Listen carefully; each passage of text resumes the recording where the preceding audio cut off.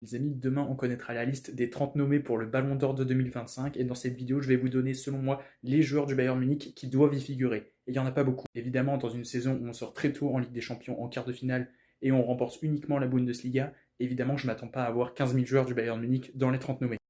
Et bon, en premier, je pense sans grande surprise, et honnêtement, je pense qu'il figurera dans le top 20, c'est Harry Kane, meilleur buteur de la Bundesliga, meilleur joueur aussi de la Bundesliga, il a été élu, voilà, c'est un acteur majeur de la saison du Bayern Munich, il a encore marqué plus de 40 buts cette saison, il est exceptionnel, surtout qu'on le sait aussi, les attaquants sont très valorisés dans le Ballon d'Or et ils sont généralement très très bien classés. Il n'a pas connu beaucoup de blessures cette saison, il a été très très bon avec le Bayern, bref, je pense qu'il n'y a pas trop de débat à avoir là-dessus. Ensuite, le deuxième, j'en attends beaucoup, mais Michael Olise, pour une première saison au Bayern Munich, je le dis, il doit très clairement figurer parmi la liste des 30 nommés du Ballon d'Or.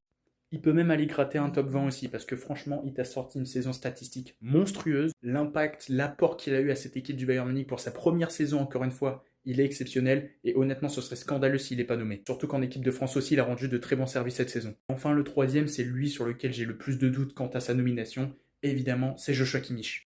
C'est littéralement lui le meilleur joueur cette saison. Personne n'en parle, bien évidemment. Il a été exceptionnel du début jusqu'à la fin. Très rarement blessé. Toujours des notes exceptionnelles. Une vision de jeu. Bref, c'est le cerveau du Bayern Munich. Je n'ai pas peur de le dire. Oui, je ne mets pas ni Moussiala ni Dayot Upamecano, même si en vrai on pourrait. Tout simplement parce que les blessures qui ont lieu au moment le plus important de la saison, je pense leur a fait perdre pas mal de points. Et bref, n'hésitez pas à me dire ce que vous en pensez dans les commentaires et si vous êtes d'accord avec moi.